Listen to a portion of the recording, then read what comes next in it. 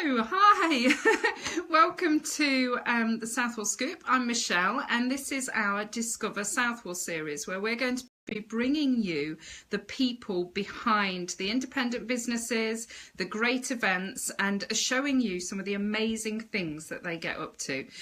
It's not just local things they get up to, they're out there nationally and on a global field, and so I'm really excited about this series, and bringing it to you live means that you can ask questions. So if you can get on and type in some questions, then please do put them in. If we don't see it because of connection, because it's notoriously bad in this area, we will get on afterwards, and I'm sure Anna, who we're about to meet, will be happy to answer them afterwards as well in the replays. Hi Alicia, thanks for joining. So I'm going to not waste any time and let you meet the lovely Anna Owen. We're here in Rolleston. She used to be in Moreton, and we're here in her little studio, which is a haven, quite honestly, but also it's a lot smaller than I expected, but she makes some amazing things in it. So I'm going to pop the tripod down so that we can actually chat properly. And if you have any questions, Alicia, if you have any questions, then do pop them in the comments. So it's great to have everybody here. Anna is going to do a little demo at the end of this video. So if you hang around until the end, you'll have a little demonstration of, what is it that you were going to show us? I'm just going to show people how I go about wiring some of the dried fruit that we use in our very popular Christmas wreaths that we've done hundreds of this year. So that's what we're going to have at the end. But first of all, I want to find out a little bit more about Anna, and I'm sure some of you do too as well. She's actually one of the finalists in Kirstie Allsopp's Handmade Christmas, and the episode's going to be shown tomorrow. Tomorrow at 5 o'clock? Yeah, 5 o'clock, Channel 4. I've told her not to tell me if she wins because I didn't want to give the game away. So it's a complete secret. So Anna, you're here. I know you from doing Paper Parade previously, yep. And now you're doing now your business is Silk Parade, and you're concentrating on wreaths. But have you always been this creative? Yeah, from a very young age, I've always been creative. We had an amazing doll's house as children, and I spent probably from the age of 8 to about 14 making tiny little miniature bits of doll's house furniture and food and clothing for them. And always sort of had a hand in that. Prior to paper cutting, I went through a stage of making wedding cakes, which I still do occasionally for friends, but not as a business anymore. And then sidestepped into paper cutting because wedding cakes was taking me out all weekend from the kids, and my children at that point were very small. Yeah. And then sort of paper cutting is still very much ongoing, but I needed something that brought in a little bit more consistent earnings. Yeah. The problem with paper cutting is it seemed to be a little bit hit and miss. So I needed something that produced a more regular, dependable salary. So sidestepped into doing this and haven't looked back. So going back though, I mean, I don't know about you guys at home. Alicia just said, oh, amazing story. What channel and what time? It's on Channel 4, 5 o'clock tomorrow.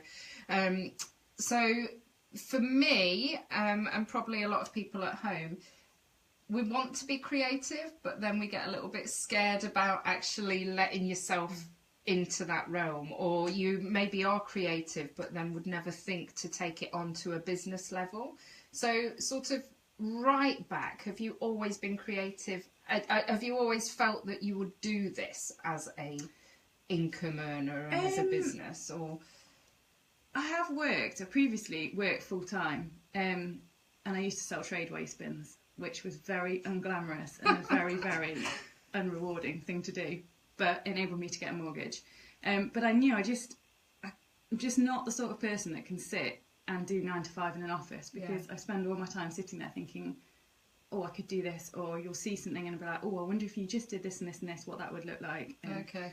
It just goes against the grain completely. So you can't switch your head off? No, I'm always 11 o'clock at night in bed, I'll suddenly think, oh, I wonder if that and that would look really nice together, and just constantly worrying every time I see something on TV or you're out in town, or just little ideas just pop into your mind and think.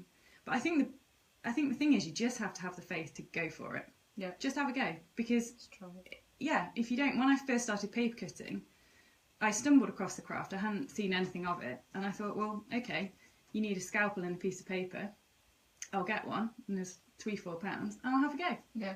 And you have to just sometimes just go, do you know what? I'm just going to have a go at this, and if it doesn't work, at least you've tried. And so, what did you do? Just tell your friends first, or that you were selling them, or how did with it this come business? I opened an Etsy shop.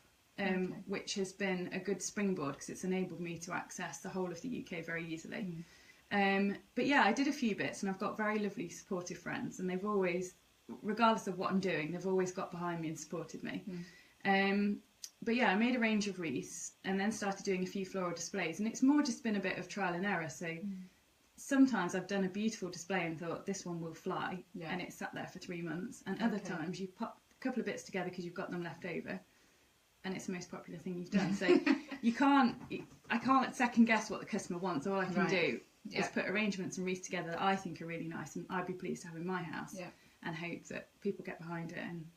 And I think that is something I know that I've experienced, and other creative people have experienced, where their natural creativity flows easily, but then when they become a business, they are trying to second guess that market, and they're trying to actually make for the market, and then everything sort of falls apart because it doesn't quite flow as naturally. Is that what you find then? Or? It is really difficult. I suppose when you start a business, it is trial and error. When I first launched, I was adamant that with the range of displays I had, that I would make sure in stock I had 3 of each, so that if one sold, I had another one to replace it.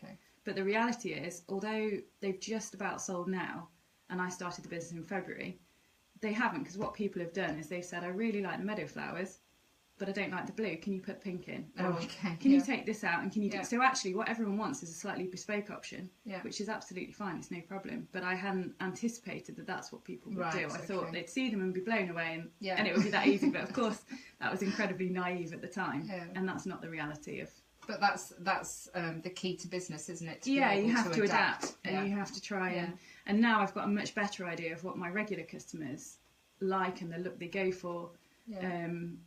So that has helped me massively, but it's still a huge learning curve. We'll be launching a new range in the spring, and again, I'll just have to put together flowers that I like and different styles of flowers to try and appease different people.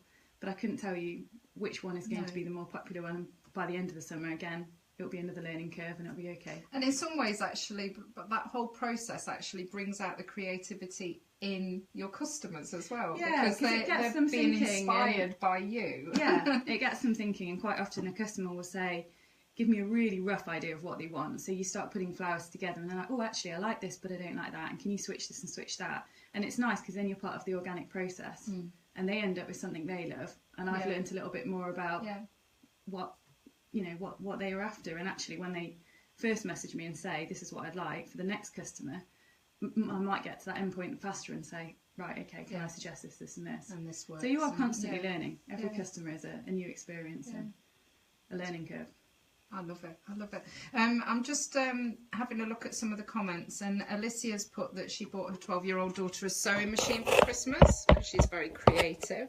But she's saying that she would love more workshops available for children. Now, you've actually ventured down the workshop route as well, haven't you? Yeah, we've just finished a week of natural Christmas wreaths, so not with the artificial stuff. We did actually have a 12-year-old boy on there. Certainly it might be something that we'll look at going forward.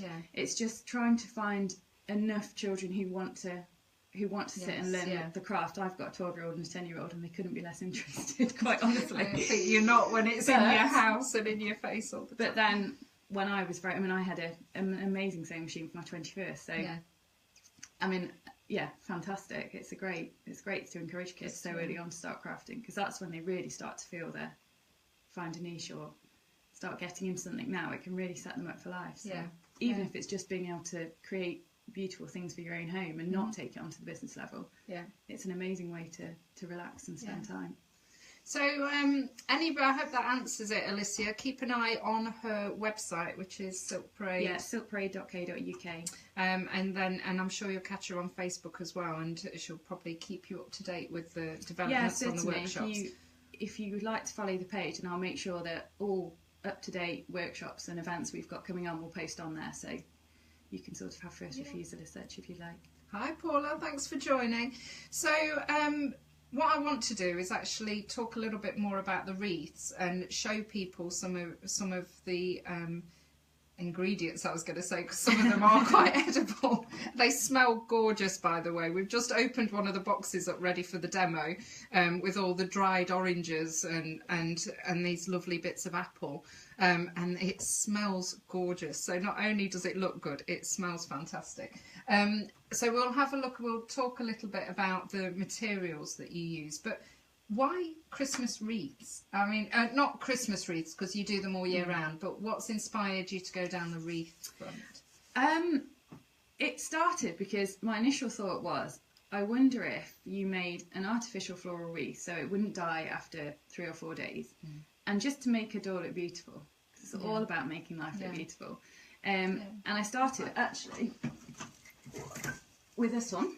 You can see, it says Mr. and Mrs. on it, which obviously is showing to you guys back to front. But anyway, and again, this was purely indulging my sort of drive to be creative. And I saw these wonderful hydrangeas and thought this would look fantastic as a wreath. And it could be on someone's wall, it could be on someone's door, it could be on your shed, it could be on your gate, it could be anywhere. Obviously, the beauty with them being artificial is they're really quite tough. You can really abuse them quite a lot, and no harm comes to them. Well, they're quite soft as well, aren't they?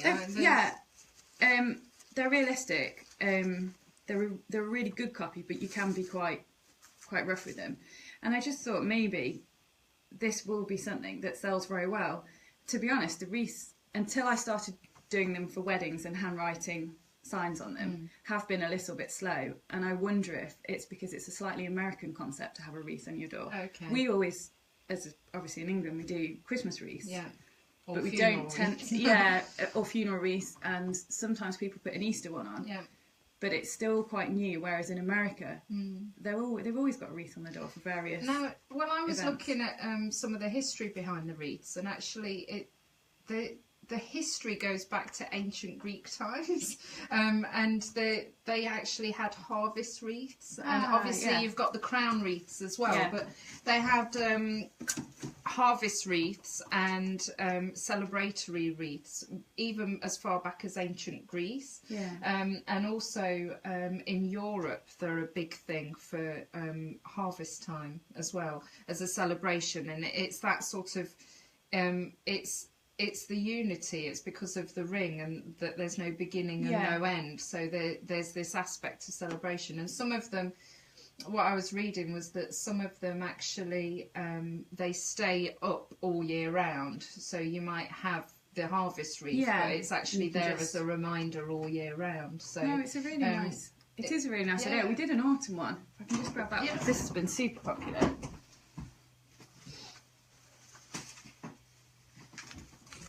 This one, again, sorry, the autumn will be back to front. This one has been a super popular wreath that we did this year. And it was purely because I went in and I saw these amazing leaves and I was so taken with them. I thought they'd make the most amazing wreath. And I'd say because these have been very popular, this just shows that actually we're beginning to change and people are thinking more about dressing the door. And because when you go to a house and it's got a beautiful wreath on the door, it kind of makes you excited for what's beyond that. It really, and it lifts spirits. Really, it's nice. It makes you smile when you come up and there's a nice wreath. Do you ever do different shapes, or is it always the traditional circle? I normally do the circular one. I have got a heart-shaped one, which did how people can see that. Love the symbol of unity in a wreath. Yes, Paula, because it is. There's a lot more to it than just it looking pretty, and I think that's why when it's handmade by somebody, I think you get that essence coming through because they've put the thought and the time and the love into it as well. So this is just a very simple. I don't know if you can see on screen because there's so much in the background. This was just demoed up for a wedding, and it had a beautiful Mr. and Mrs. handwritten plaque in the middle. But equally, it could say anything. You know, could say the Owen family. You could have a family name. You could celebrate the birth of a baby. It's endless possibilities with them. I think Alicia loved learning how to make my own wreath with Anna. Looks amazing. Sarah Thackeray, thank you for joining us. Thank you, Sarah. It's lovely to meet you properly. And Sarah, if there are any questions that you have that you had that you think might interest viewers of this live, then please do pop them in the comments. Alicia's asking, how much roughly do the wreaths cost? It depends which wreath you want, really. They're all slightly different. The Christmas ones with all the dried fruit are 45. I don't know if you can see from there. Yeah. The smaller ones start at 40. The circular ones, like we showed you a minute ago. The ones, so without the plaque, they're 40. With the plaque, you're looking at about 45, 46. But obviously, the plaque can be fully bespoke. Tell us a little bit more, because I'm sure there's some crafters on here and people that are really interested in creating maybe some of these things at home or learning how to. Tell us a little bit more about the materials you use, because I know that you take a lot of time in sourcing the right sort of artificial flowers. When I started the business, it sort of happened by accident. It was about this time last year, perhaps a little earlier, and I was reading an article at my mum's house in Country Living, and it was a tiny little piece, I mean minuscule, like a few column inches, talking about a lady who'd opened her own artificial floristry shop.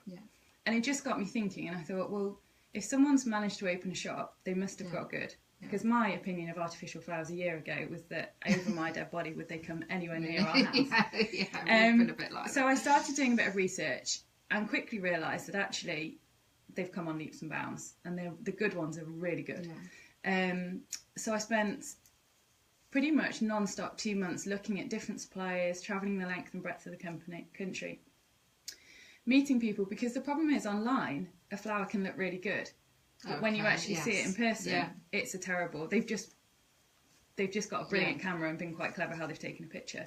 I did have a £500 order turn up in January, and every single flower went back. I mean, it was just the absolute worst. My heart sank. And you start opening, and there was about 6 boxes, and you just keep opening these boxes. And then you think, I have to travel and meet these people. It's like, this is where they were garage forecourt flowers. I mean, they were dire. Eventually found a couple of amazing suppliers who were really good and worked very closely, and I've built a really good relationship with them. But all the flowers we use are accredited by the British Floral Association, if the camera can pick that up. I'll see. And basically all that means is, yes, they're artificial, but they're certified copies. So they're not, we haven't gone into the Range and Wilco's. There's nothing wrong with the Range and Wilco's, but the calibre of flower is obviously so what is it? What is it about the materials what is it about the flower that's different? Is it the fact that it looks more it's realistic? To do with the flowers. Research has gone into properly copying the flower. So a hydrangea looks like a hydrangea, and this one has actually they've bothered to put the hint of green, which if we can see, which just makes it, just gives it that edge. If that was just solid purple, it wouldn't be realistic. And lots of the flowers, I'm just trying to think. Sorry, I keep jumping. It's all right. It's great. Bits like the eucalyptus. The camera won't pick this up. The eucalyptus is very rustic. It's not, all the leaves aren't perfect. There's a slight white mottling to the leaf. It's little, tiny little things touches that set them apart. And actually, when you see them, if you have to double take, that's when you know you've got a good copy. Are they better to work with? Are they easier to sort of manipulate? Yeah, they're a better quality because they're put together better, so you don't have to worry about leaves falling off, and you can be quite rough with them because they've been properly made, because they've not been. No one's tried to cut corners, and that's why they're expensive. Expensive perhaps isn't quite the right, but yes, you can go and get really cheap artificial flowers. They're everywhere, and actually every shop I go into now, they're springing up. It's a really big boom industry. But if you want really good copies that are going to last, they are expensive. They're not. I could go and get much cheaper flowers, but I can't do that to myself. My because mum actually has some that open and close. Super clever. Which is real trickery. But they do actually. You sort of come in and you think, I'm sure they've opened. It's something to do with the moisture in the air, so I'm not quite sure how that's super clever. I shall look into open flowers. Mind you, not open and close. But no, it is. It definitely comes down to you pay for what you get. It rings true massively, particularly with artificial flowers. You definitely do with the dried fruit because you can smell them. What I really want to, and aware of time, They said, thank you everybody for joining, by the way. If you're just joining us live now, we're talking to Anna Owen, who is a finalist in the Christmas Wreath category of Kirstie's Handmade Christmas tomorrow. And that's what I wanted to ask you next, is tell us a little bit more about Kirstie's Handmade Christmas. How did you get onto it? So Kirstie's Handmade Christmas is one of those bizarre life events that you never think will happen to you. And it was something and nothing. I was on Facebook sorting out some admin for the business page, and a thing popped up in my timeline, and it said, Kirstie's Handmade Christmas is looking for crafters. Now, it's a programme that I watch every year without fail. Yeah. And I had a quick look, probably because I was procrastinating and not actually doing the work I should have been doing. And I went onto the site, and it just said, send us a picture of your work. And send it to Messenger, so it was no effort. So I'd already made one of these Christmas wreaths, which had photographs. I sent a picture and just put, this is my business, and gave them a link to the website, which was fine. They then emailed back and said, can you fill in an application form? But this coincided with the start of the summer holidays, which is manic. So of course the email came in, it wasn't from a customer, so it went to one side and I completely forgot. And then about 2 weeks later I got another email, and it said, are you still interested? Could you fill in an application form? And at that point, I said to my husband, this is weird. They can't be hand emailing everyone there must be thousands of people that apply. So quickly filled in the application form, sent it off, and then went down to Weymouth with the family windsurfing for a week, thought nothing more of it. And then got a phone call saying that, can we interview you over the phone? So then had a horrendous 20-minute interview where you're sort of tripping over yourself and speaking absolute rubbish just to fill the time. And then they phoned again and said, we've shortlisted you, Channel 4 will have the final say. And then it all happened really quickly. And then they phoned me and said, on Friday, and said, can we come and film at your house on the Monday? And can you have it decorated for Christmas? And this was the end of August. So that was a little bit much, to be honest. Can't wait to watch it. But yeah, and then it all happened then very quickly. Yeah. And then we filmed the competition at the start of October down in Exeter. So it was a whirlwind so Christmas has felt like a very long time already. The kids are completely bored with it now. And we only moved a year ago, and our neighbours must think we're bonkers because we had all the cows decorated for Christmas at the end of August. So I'm not quite sure, and I don't see them enough to correct them and say. So we're not completely just giving us a wide berth, I think now. Complete loonies next door.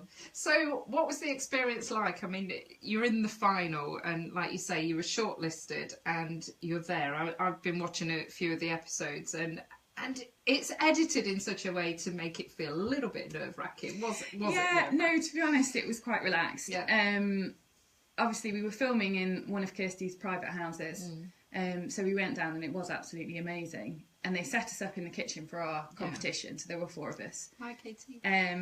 And they started us off, and yes, we did only have 3 hours, but I think if one of us was a mile off finishing, I think there was probably a bit of leeway there. They were very nice. It was all very relaxed. And the other 2 girls and the chap that I was doing it with were really friendly. So we were sort of chattering as we were working. So and all our wreaths are completely different. There's no similarities at all. So that took all the pressure off. Because I think we all suddenly thought, well, it's going to be down to personal preference. And there were some beautiful things created. There's some really, really talented individuals in the room. But yeah, just really good fun, really surreal. And it all happened really quickly, and you kind of wanted to relive it again and actually slow down and savour every moment.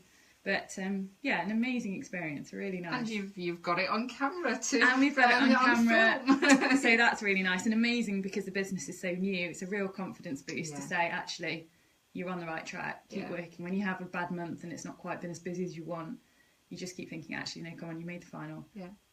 You're on to something good. Just keep plugging away. And so Anna is going to do a little demonstration for us in a couple of minutes to end this Facebook Live.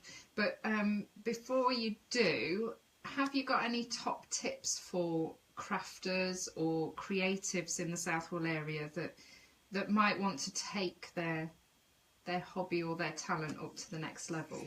I would definitely say the biggest thing is confidence. Believe in what you do. And push it out there. I've got a good friend in Morton who's recently got into crafting. She won't mind me mentioning her, I'm sure. And mention her name and then I'm going to stitch her up properly. Now, I've got a friend, Kate Allsopp, who lives in Morton, and she would have told you a year ago that she wasn't crafty. Right. And this last year, she's taken up crochet. She does needle felting.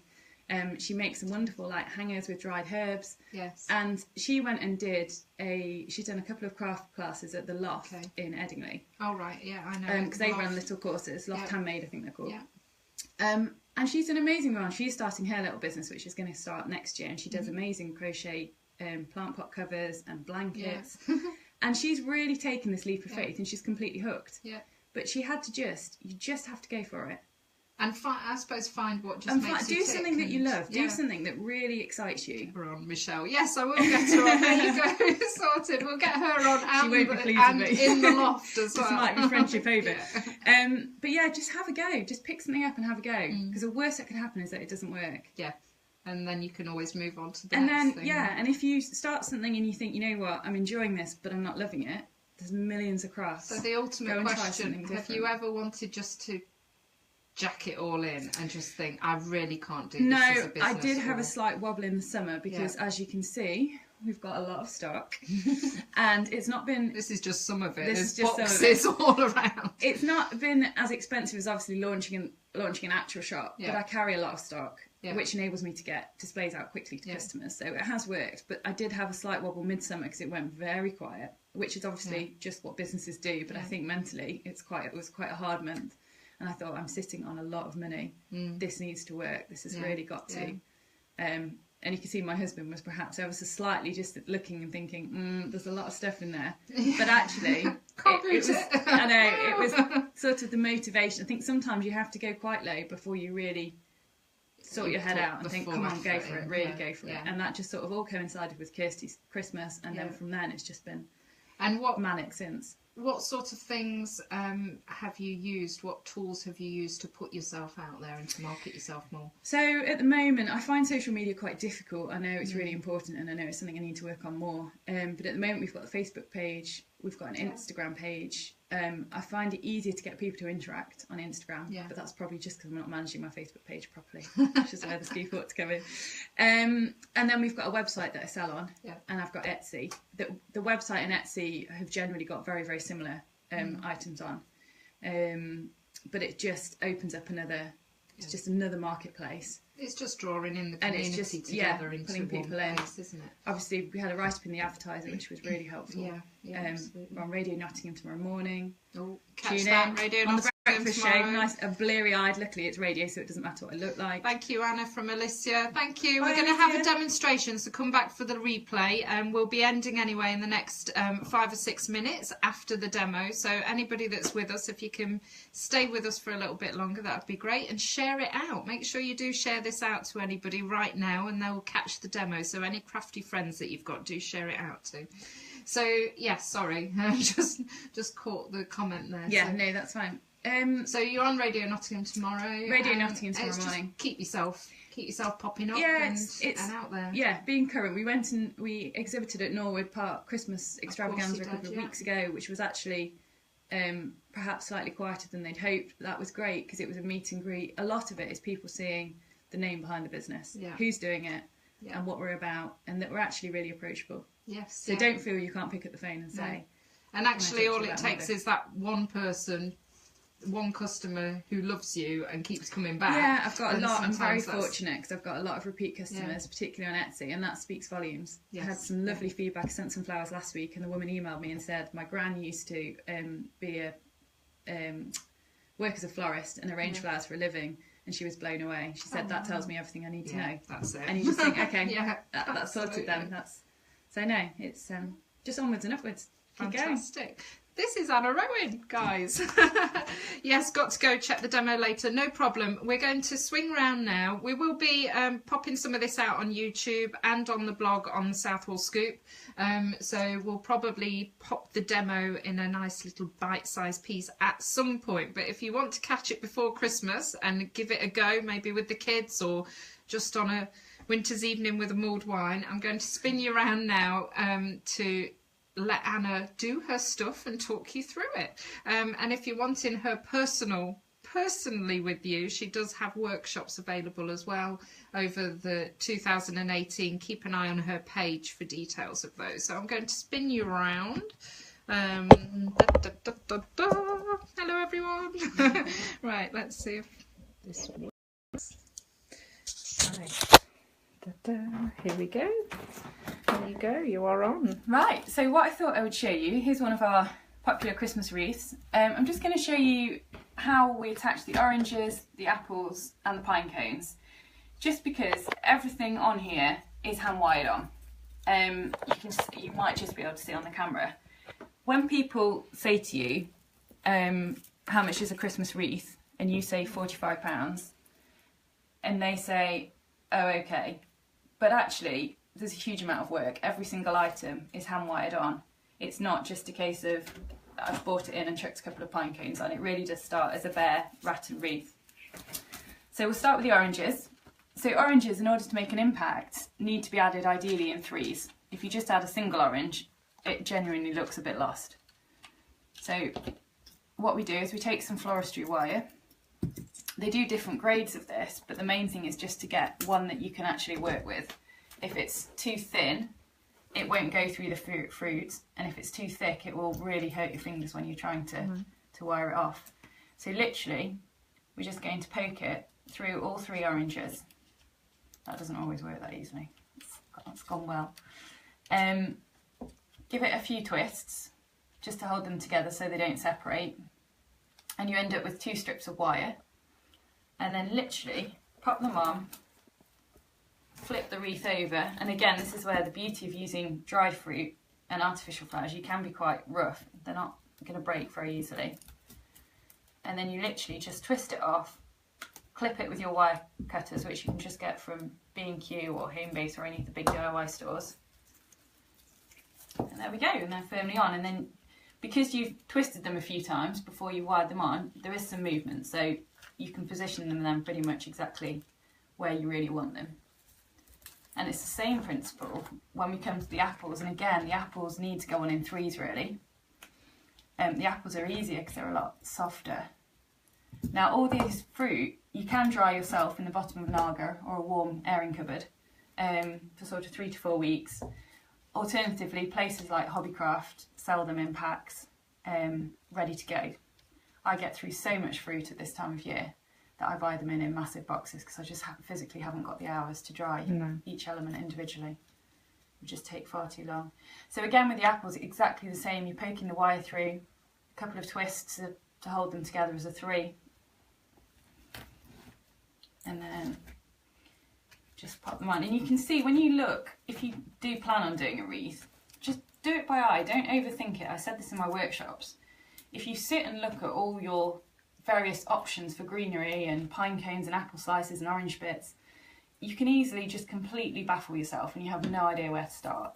But actually, if you just start picking bits up that catches your eye and popping them on, very quickly you'll see that your wreath will start to take shape. And they never look complete and balanced until you put the final thing on. So don't get 3/4 of the way and give up, just keep going and have faith that actually once you've added everything, it will work and look beautiful. Got time to have pine cone? Yeah.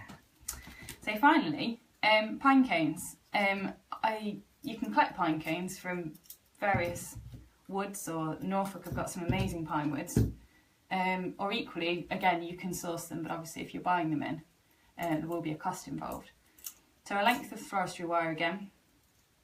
And all you want to do is just feed the wire around the pine cone. So you roughly want the pine cone in the middle of your wire. And then it's as simple as you just twist that on. And then again, you're left with 2 strips of wire, which makes it really easy to then pop on your wreath, twist it over and tie it off. Now if anyone's bought a shop bought wreath this year, or they've done one out of the garden, pine cones are a really easy way just to give it a slight homemade look. Equally the dried orange slices, just to really lift and make it look that little bit different from your next door neighbours. Make a big difference. Brilliant. Super. And that's it. Thank you very much. For more, you'll have to join her for the workshops. Now, Anna, rather than me turning round again and chatting, just let us know one last time what time Kirstie Allsopp's Handmade Christmas is. So we are airing at 5 o'clock tomorrow evening on the 19th at 5 o'clock.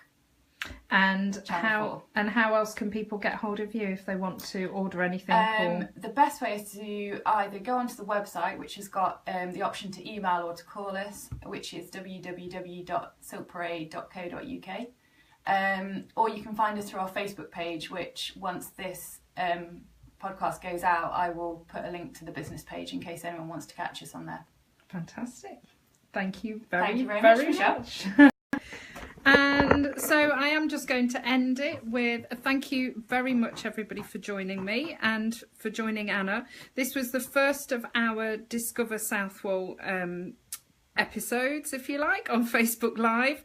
If you are a business in the local area, a crafter, a community leader, whoever you are, but if you're from Southwell and surrounding areas, you've got a story to tell, you have something amazing that you've been doing, a passion that you want to tell everybody about, then get in touch with us and let's get you on, because we really want to celebrate the people behind the area, and we want people to understand why this area is worth visiting, not just for a day, not just for 2 days, but actually come and really spend some time here and enjoy yourself and just discover yourself as well as the Southwell area. So thank you, everybody. See you soon, and bye.